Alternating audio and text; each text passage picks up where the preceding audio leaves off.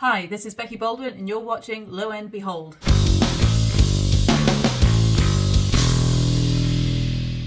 If bass players ruled the world, what would be your first decree? I think it would make sense for my first decree to be that guitar players can no longer switch to being a bass player. Now that bass players are in charge, now they should not be allowed to switch whenever they like. It should be a voting procedure where if we want to claim them as a fellow ruler of the world, then we would have to vote them into that position. Tell us how you started playing bass guitar.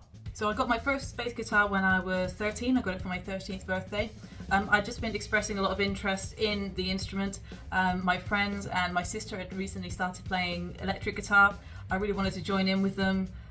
Drums didn't really seem to be the logical thing to go for, but I realised that bass was a pretty cool instrument and I decided to give it a go. Why a Rickenbacker? For me, Rickenbackers are just the first instruments that really inspired me. A lot of the bass players I was watching, Lemmy, Cliff Burton, were using Rickenbackers. I don't know, I've always been interested in music of like the 70s and the 80s, and across a bunch of genres, like from heavy metal, punk, and even some funk music.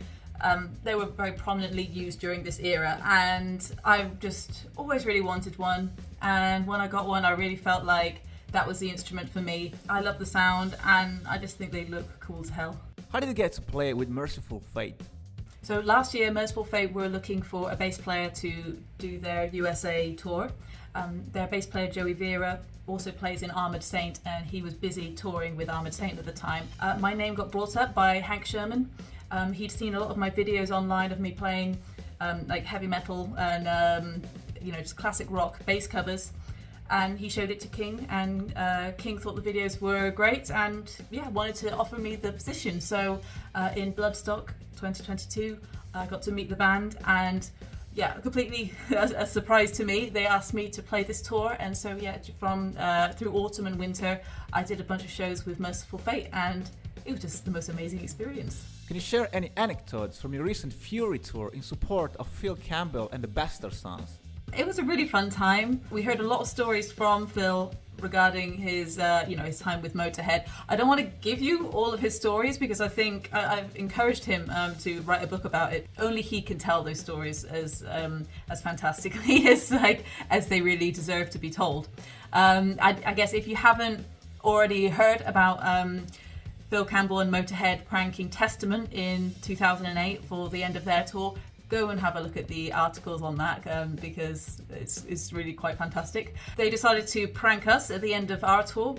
The sound engineer offered very kindly to do our sound, and so during our set the sound engineer was playing a laughter track, so in between songs, rather than hearing applause we just hear laughter, and then towards the end of the set we had the crew and Phil Campbell and the Bastard Sons coming on stage and removing parts of our drum kit during mid-song, and one of the techs removed our guitarist from stage and just carried him off. We tried to prank them back, we weren't sure how measured a response we should have, so we removed all the furniture from their dressing room, and there was a little bit of a stage invasion during one of their last songs.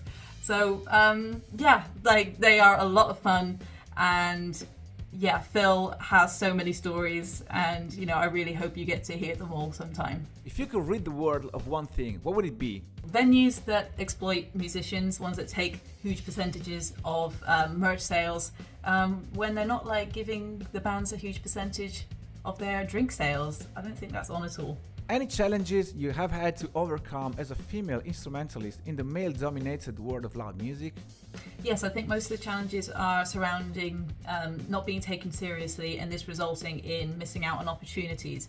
I think there's an assumption that a woman can't be on a tour without causing problems. I've been told that we can't have a woman on this tour because members of the band have partners, have girlfriends or wives, so there's a suggestion that I might cause problems for their home life just by being there working. And the other one is that if they allowed me to come on the tour as a woman, they'd be asking other members, maybe asking for their girlfriends to come on tour as well, and completely overlook the fact that I've been working in this industry and touring professionally for a really long time, and that's why I've been trying to get these opportunities, and that's why I'm getting these opportunities. That's why I continue to work in this industry. But yeah, there are certain people who just see it as causing an issue to have a woman on board a tour bus, which is ridiculous. What role did social media play in the development of your career? So social media has obviously been very important to me. So from the story about how I got the job with Merciful Fate, it was all because that I posted these videos of myself playing.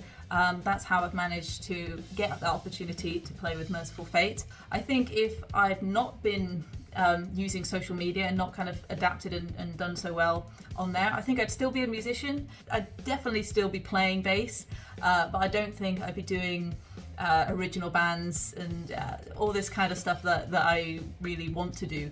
Which country has the best rock scene and why?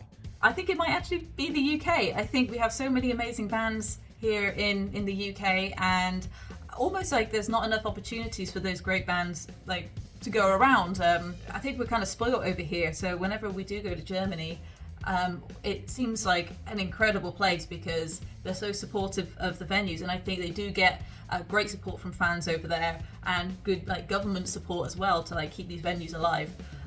But in the UK, we don't think we get as much government support for independent venues and stuff like this. There's a lot more competition for bands to get those few opportunities that are afforded to bands at the moment.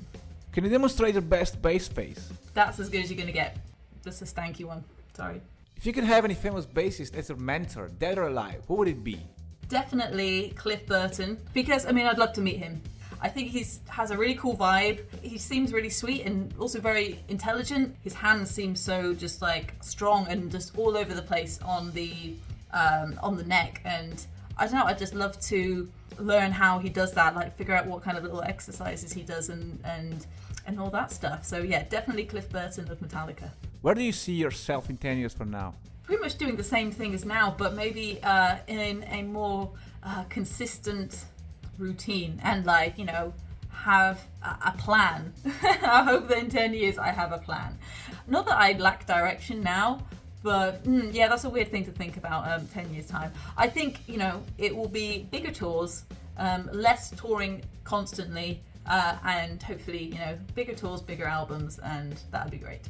Time for some rapid fire. Paul McCartney or Gene Simmons? Sorry, it's going to be Gene Simmons. I'm not a big Beatles fan. Favorite English dish?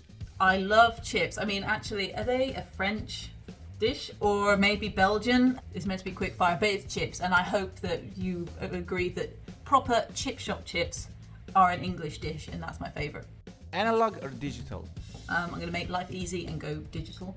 If you could snap your fingers and join any band in the world, which band would it be? It'd be Metallica, obviously. They're like my favorite band for most of my life. I love playing their stuff. So yeah, Metallica, 100%. Thank you for watching Low End Behold. I'm Becky Baldwin. You can find me on beckybaldwinbass.com and search for my YouTube, Instagram, Facebook, Patreon. You can find my newsletter on my website. But yeah, thank you for watching my little interview. Bye-bye.